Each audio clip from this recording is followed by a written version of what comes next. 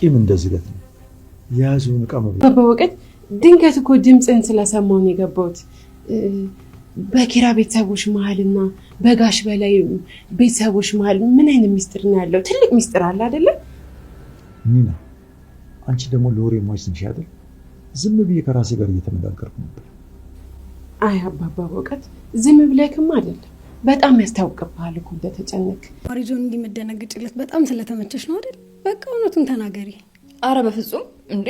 ምን ማለትሽ ነው? እሱ እኮ መርማሪ ነው እንዴ! እኔ በቃ እንዲሁ ዝም ብሎ ፕሮፌሽናል የሆነ አክብሮት ነው ያለኝ ለሱ። ፕሮፌሽናል አክብሮት ነው ወይንስ ደግሞ ልቤን ሰርቆታል የሚል? አይንሽን እኮ እያየነው ነው። አስባችሁታል? ግን ሀናና መርማሪ ቢጋቡ አልነበረም። ይሄን ደግሞ አንተም ታውቃለህ። በሰዓቱ አንተ የሞትክ መስሎኝ ነበር። በቃ ለህይወት የሰጋው።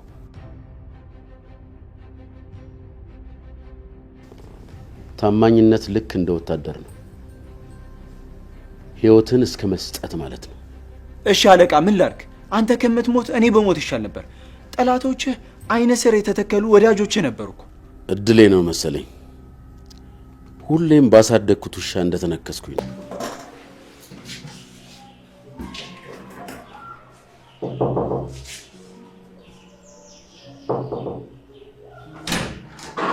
ሰላም ጠበቃ።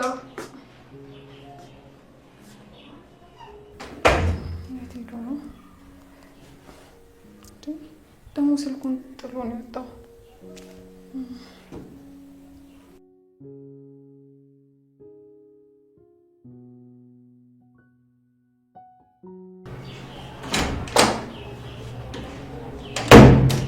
ሄድሽ መሰለኝ። ተመስገን።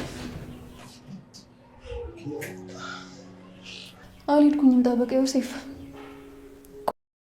ሰላም ሰላም፣ እንዴት ናችሁ? በያላችሁበት ሰላማችሁ ብዝት ይበል። ለቻናሌ አዲስ ከሆናችሁ ሰብስክራይብ፣ ላይክ እንዲሁም ሼር በማድረግ ቤተሰብ ሆኖ ሀሳብና አስተያየታችሁን ኮሜንት ላይ ጻፉልን። እንግዲህ ቤቲና አቶ ሄኖክ እንዴት ነው? እንደው ምን ገጥሟቸው ነው? አይገርምም? በጣም ነው የሚያሳዝኑት። እዚህ ደረጃ ይደርሳሉ ብሎ ማንም ሰው አልጠበቀው ነበረ። ነገር ግን በሚያሳዝን ሁኔታ እንግዲህ አይጥና ድመት እየሆኑ ይገኛሉ። እድሜ ለአማንና ለአቶ በላይ። አቶ በላይና አማን በቃ ሁለታቸውንም እርስ በርስ ማገዳደል ነው የፈለጉት። ዞሮ ዞሮ ከዚህ በኋላ ሄኖክና ቤቲ ጥሩ ባልና ሚስት ሊሆኑ አይችልም። ምክንያቱም እሱ ላይ ያመጣችው ክደት፣ ያሳየችው ክደት በጣም ከባድ ነው። ጥይት ቢኖረው በቃ ተኩሳ ገላው ነበረ። ዞሮ አቶ በላይ በጣም እየተዝናናባቸው ነው ያለው። አቶ በላይ ይመች፣ የእውነት በጣም ይመች። በጣም የሚገርም ሰው ነው። አማንም እየሮጠ ሄዶ ይቅርታ ጠይቋል። ይቅርታ ሊጠይቅ የሄደበት ቤት ላይ እዛ የታገተበት ቤት ነበር። ከዛ ቤት እንደሄደ እንግዲህ ልጁን ህሊና የምትባለውን ልጁን አግኝቷታል። እሷም ልትገድላይ ነበር እኮ በቃ ሴት ናት ብለህ ምናምን ብላለች። እንደዛ የሚባል ነገር የለም። አንቺ ራስሽ ልትገሊው አልነበር እንደ ወይዘሪት ህሊና? ተይ እንጂ ምን ሆነሻል? ጻድቅ ጻድቅ አትጫዎች። አንቺ ራስሽ በላይተር እያቀጣጠልሽና እያያያሽው ነበር። ስለዚህ ራስሽን እንደ ንጹህ ለምን ታረጊያለሽ? ጥፋተኛዋ እኮ አንቺ ነሽ። አባትሽ እስር ቤት ነው። አባትሽን አሳልፎ ስለሰጠብሽ መበቀል ፈለግሽ። ስለዚህ አማንን አሰርሽው። ይሄ ደግሞ ተገቢ አይደለም። ያደረግሽው ነገር እንዳጠቃላይ በጭራሽ ስህተትና ስህተት ነው። አባትሽን አስይዞብሻል፣ ግን ደግሞ ለመበቀል በዛ ልክ መሄድ አልነበረብሽም። ዶክተር ስለሆንሽ እሱን የሚጥል እሱን በቃ እንዲት አስሪው የሚያግዝሽ መድኃኒት በጥብጠሽ በውሃ ሰተሽ አደንዝዘሽ አሰርሽው። ከዛስ አማን ራሱ ማዳን የለበትም እንዴ? አማን እኮ በጣም ብልጥ ሰው ነው። የሚያናድደው ግን አሁን ላይ ወደ አቶ በላይ ተመልሶ መቀላቀሉ ነው። ለዚህም ደግሞ ምንም ማድረግ አይቻልም። የእጁን የሚያገኝ ይሆናል። ተመልሶ ከአቶ በላይ ጋር ለመስራት ባይስማማ በጣም አሪፍ ነበረ። ግን ደግሞ ወዶ ፈቅዶ እጁን ወደዛው ስራ መልሶ ከቷል። እኛ የምንፈልገው ኪራ ነጻ መሆኑን ነው። ለኪራ የሚጠቅመውን መረጃ እንግዲህ ሰጥቶ ለመርማሪ ጆ ኪራ እንዳልገደለ ቤቲና ሄኖክ እንደሆኑ ጥቃቱን ያደረሱት። ከዛ ደግሞ ኪራን አሻራ እንዲገኝ ያደረጉት እያንዳንዱ የነ ቤቲን ተንኮል መናገርህ መልካም ነገር ነው። ያን ያህል እውነት ከመሰከር ካማን ለምን መልሰህ ወደ አቶ በላይ ለመሄድ ፈለክ? ለሄኖክ ብለህ ሄኖክን ለመበቀል? ይሄ ትክክል እና አግባብ የሆነ ነገር አይደለም። ሄኖክ እንደ ማንኛውም ሰው ሚስቱ ጋር ስትቀራረብ አልወደድም። በቃ ቅናት አሳየ እንጂ እኮ ሄኖክም ቢሆን ምንም ያደረገህ ነገር የለም። ሲቀጥል አቶ በላይን ገለው ሲጥሉት አንተ ዝም ያልከው ለገንዘብ ብለህ ነው። ለገንዘብ ብለህ አቶ በላይ ሲጣል ዝም አልክ። ከዛ እነሱ ደግሞ አፍከናዘጉ በገንዘብ እነሱ ያስፈራሩኛል ምናምን ያልከው ስህተት ነው። እነሱ ምንም ሊያረጉ አይችሉም። እንደውም እያስፈራራቸው ያለው አንተ ነህ። አንድ ሰው እንዴት ነው አለቃው ሲገደልበት ለገንዘብ ብሎ አፉን የሚዘጋው? አረ በጣም ከባድ ነው። ስለዚህ ጥፋተኛው አንተ ነህ። አማን ተመልሰህ ወደ አቶ በላይ ሄደህ አቶ በላይ ጋር አንድ ስህተት ብትሰራ ጉድህ ጉድህ ጉድህ ጉድህ። ማንም ሰው ደርሶ ሊያድንና ሊያስጥልህ አይችልም። በጣም ነው የምታሳዝነው አማን። እጅህ ባይነካካ መልካም ነገር ነበረ፣ ግን ደግሞ ተነካክቷል። እንግዲህ እንደ ስራ ያውጣህ ነው የምንልህ። ከዚህ በኋላ ምንም ማድረግ አይቻልም። ሰው ለህግ በቃ ያለውን ነገር ከተናገረ በኋላ መልሶ ወደ ስህተት መግባት አልነበረበትም። እንግዲህ መርማሪ ጆ ካገኘህ ከንቸር አድርጎ ወደ ከርቸሌው የሚያስገባህም ይሆናል። ምክንያቱም ቤቲ ትናገራለች። አማን ከአቶ በላይ ጋር መሆኑ ለቤቲና ለሄኖክ በጣም ነው የሚያናደዳቸው። አማን እንግዲህ ቤቲን ከዛ በፊት ሊወስዳት እየሞከረ ነበረ። ነገር ግን ሄኖክ ደረሰበት። ሄኖክ ስለደረሰ ነገሩ አልተሳካላቸውም እንጂ እሱና እሷን ለማለያየት በጣም ነው የሚፈልገው። አማን ግን በጣም ነው የምታሳዝነው። የሆነ ታሳዝናለህ። ተመልሰህ ወደ አቶ በላይ መሄድ አልነበረብህም። እንግዲህ እንደ ስራህ ነው የምንልህ። በድጋሚ አቶ በላይና አባባ በእውቀቱ ተገናኝተው ያወሩት ነገር ምንድን ነው? በድጋሚ አባባ በእውቀቱ አቶ በላይ ማግኘት ይፈልጋሉ። በጣም ነው እየተጨነቁ ያሉት። የልጅ ዕዳ የእናት የአባት ዕዳ ለልጅ መሆን የለበትም እያሉ በጣም እያሰቡና በጣም እየተጨነቁ ነው። ስለዚህ አባባ በእውቀቱ የሚያውቁት ትልቅ የሆነ ሚስጥር አለ ማለት ነው። ኒና ደግሞ አቤት ኒና ግን የወሬ ጥማቷ እኮ ለየት ይላል። በቃ እንዲች ማነፍነፍ ትወዳለች።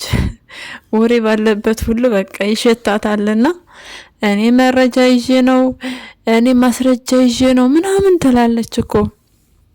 አስባችሁታል? የሆነች ነገር ከሰማች በቃ ፍጻሜው ምንድነው? ይሄ ነገር ባወራ ጉዳት አለው ጉዳት የለውም ብላ አታስብም። ኧረ እንዴት አድርጋ ትይዛለች። ለኒና ሚስጥር ነው ብሎ መንገር ማለት ልክ ውሃ በወንፊት እንደማስቀመጥ ማለት እኮ ነው። በጭራሽ አትችልም። ቡትርፍ ነው የምታደርገው። ወሬ ካላወራች የሆነ የሚያማት ነገር አለ መሰለኝ። እንደሱስ ነው ምንድነው ብቻ ያማታል በእርግጠኛነት ኒና ወሬ ካላወራች። ባታወራ መልካም ነገር ነበረ ለጽናት። አሁን ጽናት ስላወቀች እንግዲህ ኪራ ደግሞ ማወቁ የማይቀር ነገር ነው። በእርግጠኛነት ኒና ተሳስታ ለኪራ ትናገራለች። ስለዚህ ኪራ ደግሞ አባባ በእውቀቱም ማፋጠጣቸው የማይቀር ነገር ስለሆነ ያቃል ማለት ነው። ያቀና እንግዲህ መፍትሄ ይፈልጉለታል ብዬ ተስፋ አረጋለሁ። የአቶ በላይ ደግሞ ሚስታቸው ምንድነው የሆነችው? የልጁ እናት እንግዲህ ህሊና ያለ እናት ነው ያደገችው። ታሳዝናለች ያለ እናት ማደጓ። ነገር ግን እናቷ ከነ ኪራ ቤተሰቦች ጋር የሆነ ኮንታክት እንዳላቸው ንክኪ እንዳላቸው ነው እንግዲህ አባቷ ያንጸባረቁት። ህሊናም በቃ በቀሏና ትኩሳቷ እየጨመረ ነው። ብቻ እነ ኪራን የሆነ ነገር እንዳታረጋቸው። በቀልን በበቀል መመለስ ጥሩ ነገር አይደለም። እነ ኪራ ከምን ጊዜውም በላይ ራሳቸውን መጠበቅ መቻል አለባቸው። ካለበለዚያ ግን አሁንም ቢሆን አደጋ ላይ ናቸው። ህሊና ደግሞ በጣም ጨካኝ ነች። ዶክተርም ስለሆነች ምናልባት መርፌ ወቅታ ልትገለው ትችላለች። እንዲሁም ጥይትም ተኩሳ ልትገለው ትችላለች ኪራን ባገኘችው አጋጣሚ። በቃ በተለይ እናቷ የሱ ፋሚሊዎች እንደሆኑ የገደሏት በቃ ከተነገራት በጣም ከባድ ነው። ኪራ ከመግደል ወደ ኋላ አትልም። ኪራ ምንም መሆን የለበትም። እንደ ሀሳብ ደግሞ ክብሮም ቢመጣና ከጎኑ ቢሆንለት የተሻለ ነገር ነው። ነገር ግን ክብሮም አሁን ላይ የለም። አለመኖሩ በጣም ያናድዳል። አሁን ላይ በችግሩ ሰዓት አብሮት ያልሆነ መቼ ነው አብሮት የሚሆነው ነው ጥያቄያችን። እንደ ወንድም ብቻ በቶቶሎ መጠየቅ ነበረበት ድምጹን አጥፍቶ ከመጥፋት። ኪራና ጽናት ምንም እንደሆኑብን አንፈልግም። እንግዲህ ጠላቶቻችሁን ፈጣሪ እስር አድርጎ የያዝላችሁ። አቶ በላይ ቢፈታል ብለን በጭራሽ አልገመትንም። ነገር ግን የዋስ መብታቸው ተጠብቆ እንግዲህ ለመፈታት ችለዋል። ዞሮ ዞሮ መታሰር መቻል አለባቸው። ድጋሚም እየሄዱበት ያለው ነገር በህግ ሳይሆን በጉልበት በሙስና ብቻ እየሄዱበት ያለው ነገር ተገቢና አግባብ አይደለም። ሀቅና እውነት ሊኖራቸው ይችላል። ነገር ግን ደግሞ በዛ መንገድ ሳይሆን በህግና በህግ ነበር መሄድ የነበረባቸው። እንግዲህ የኪራ ቤትና የኪራ ድርጅት ህጋዊ የሆነ ካርታ አለው። ስለዚህ እሱን ነገር ማግኘት አልቻሉም። በመጀመሪያው ክስ እንግዲህ አግኝተዋል። የተፈረደላቸው በጉቦ ነው። ጠበቃውን እኔ ጋር ስራ እኔ ጋር መስራት አለብህ ብለው እንደዛ ሲዝቱና መጥፎ የሆነ ንግግር ሲናገሩ ጠበቃው ደግሞ ምንድነው ያደረገው? ሪከርድ ነው ያደረጋቸው። ሪከርድ አድርጎ አስቀምጦ ነበረ። በይግባኝ ማስመለስ ችለዋል እነ ኪራ። ስለዚህ የመጀመሪያውም ቢሆን ለአቶ በላይ ይገባል ተብሎ የተወሰነው ውሳኔ ትክክልና ተገቢ አልነበረም ማለት ነው። እና መርማሪ ጆ አሁን ላይ ኪራ ጋር ሄዶ ስለ አቶ በላይ እና ስለ ቤተሰቦቹ ያለውን ነገር እንዲነግረው እየጠየቀ ነው። ኪራ ደግሞ ስለ እውነት በጭራሽ ምንም የሚያውቀው ነገር የለም። ኪራ እንግዲህ ቃሉን ሲሰጥ እኔ ወደ አቶ በላይ ቤት ተናድጄ ሄጄ ልገድለው ነበረ ብሎ ስለተናገረ ይሄን ነገር እንደ ትልቅ ጥፋት እየታየበት ነው። ኪራ የተናገረው ስለ እውነትና ስለ እውነት ነው። አንድ ሰው ስለ እውነት ተናገረ ማለት ደግሞ ሌላ የሚያውቀው እውነት አለ ማለት አይደለም። ለእውነት ብሎ የሚናገረውን ነገር ለሌላ ነገር መንገድ መጠቀም ተገቢ ስላልሆነ በጊዜው የተናገረው ሊያደርግ የነበረውን እውነታ ነው እንጂ ስለ አቶ በላይና ስለ ቤተሰቦቹ ንክኪ ግንኙነት እንደ ማንኛውም ጓደኛ መሆኑን ነው የሚያውቀው። ጸብ ይኖራቸው ፍቅራቸው የበዛ ይሆን ምን ያለ ይሆን የሚያውቀው ነገር የለም። ስለዚህ መርማሪ ጆ ሀና የሰጠችን የቤት ስራስ መርምረሃል? እንዴት ነው አቶ በላይ እንዴት ተለቀቁ? መለቀቅ እኮ ግን አልነበረባቸውም። ሳይሞቱ ሞቻለሁ ብለው ደብዳቤ አሰርተው ኪራ እንዴት ታሰር ያደረጉት ሰውዬ በጭራሽ መታሰር ነበረባቸው። መፈቻ ሰዓታቸው ሳይደርስ ነው የተፈቱት። ስለዚህ ቅር ብሎኛል። እኔ በበኩሌ ቅር ብሎኛል። የእውነት መርማሪ ጆ በጣም ነው ቅር ያለኝ። በቃ ሀኒ ችኩል እያለች የምትናገረው ነገርስ አሁን ላይ ሀኒን እየፎገሯት ነው። ኤደንና ኪያ ስነ ስርዓት ያዙ። እሷን ማስቀየም አይቻልም። ስነ ስርዓት ያዙ። የእውነት እኔ ሄድባቸዋለሁ። ኤደን ዘወር ብለሽ በቃ ፍቅረኛ ያዥ እንደ ይኸው ያሬድ እንኳን ትናንት መጥቶ ዛሬ ኦልናት አይኤናት መንፈስናት የምትባል ፍቅረኛ ይዟል። በነገራችን ላይ ሁለቱ ልጆች መቼ ነው አንድ ላይ የሚታዩት? አንድ ላይ እንግዲህ ያሬድ ማየት መቻል አለበት። የትኛው እንደሆነች ሊለያት አይችልም። ሴቷ ግን ስለምታውቀው ችግር የለውም። ስሙን ትጠራዋለች፣ ሰላምም ትለዋለች። እንዲሁም ናቲ ደግሞ በጣም ተንኮለኛ ሆኗል። ተንኮል ከመቼ ወዲህ ነው የተማርከው ናቲ? ከያሬድ ጋር እየተማር እየዋልክ ተንኮል በጣም ነው የተማርከው። ስለዚህ ሁለታቸውም አንድ ላይ ካላዩቸው ያችኛዋ እህቷ እየተሳደበች ምን እያለች በቃ መንፈስ ናት እያሉ ስትጨናነቁ ነው እንግዲህ የምትኖሩት። ምንም ማድረግ አይቻልም። ያሬዶ ቅልቅልቅል እያልክ ነው። እኔ ከዚህ በኋላ ሌላ ሴት አላይም ብለህ ከዛስ አቤት እንደዚህ አይነት መቀመጫ ይቻል አቅም ሲል ናቲ የታለ በቃ ለማየት ስግብግብግብ ያልከው ነገርስ ተው ያሬድ ተው። የእውነት ናቲን ራሱ እንዳታበላሽብን ይሄ መቀመጫየው ምናምን እያልክ። ናቲ የተከበረ ባለትዳር ሰው ነው። ኒና እንግዲህ ቤት ያልመለስም ብላ እያወደለደለች ትገኛለች። ናቲ አንዷ መታ አፈፍ አርጋ ነው የምትወስደው ኒና። ስለዚህ በጊዜ ብትመለሽ መልካም ነው አይመስላችሁም? አሁን በቃ ናቲ እየጠበቃት ነው እድል ካልሰጠችው እኔ ስሹሹ እንድትለይ ነው የምፈልገው እያለች በቃ ሌላ ጊዜ እንዲሰጣት ከፈለገች እሱ ደግሞ ያገባል። ስለዚህ ኒናዬ በጊዜ ወደ ባልሽ ብትመለሽና ብታግዡ ከጎን ብትወኝ መልካም ነው። ካለበለዚያ ናቲ ቆሞ አይጠብቅሽም።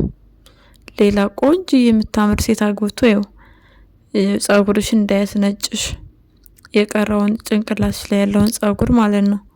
ቅዱስ ደግሞ በጣም የሁሉ ሰው መካሪ በጣም የሚለይ ሰው ነው። እንወዳለን ቅዱሴ። ስለተመለስክልንም በጣም ነው ደስ ያለን። የሁሉም ሰው መካሪ ነውና ምሩን አስፈላጊ ከሆነ እኔ መከራታለሁ እኔ አወራታለሁ አለ። ምሩ እንግዲህ እውነቱን ተናግራ ከባሏ ጋር ያለባትን ችግር ፈታለች። ነገር ግን ለልጅቷ ደግሞ ቤቢ ሲስተር ማምጣት መቻል አለባት። ስራ ከሰራችና ናሆም ከተስማማ ናሆም በጣም ነው ያዘነው። ናሆም አትዘን ምሩ ከዛ አንጻር አይደለም ያየችው አንተን ለማገዝ በቃ ለመርዳት ብላ ነው ተረዳት። ለማንኛውም ለዛሬው ያዝነው ቪዲዮ ይህን ይመስላል። በሌላ ቪዲዮ እስክንገናኝ መልካም ጊዜ እንደሆነላችሁ ተመኘው። ለቻናሌ አዲስ ከሆናችሁ ሰብስክራይብ፣ ላይክ እንዲሁም ሼር በማድረግ ቤተሰብ ሆኑ። ሀሳብና አስተያየታችሁን ደግሞ ኮሜንት ላይ ጻፉልኝ። ስለምትከታተሉ እናመሰግናለን።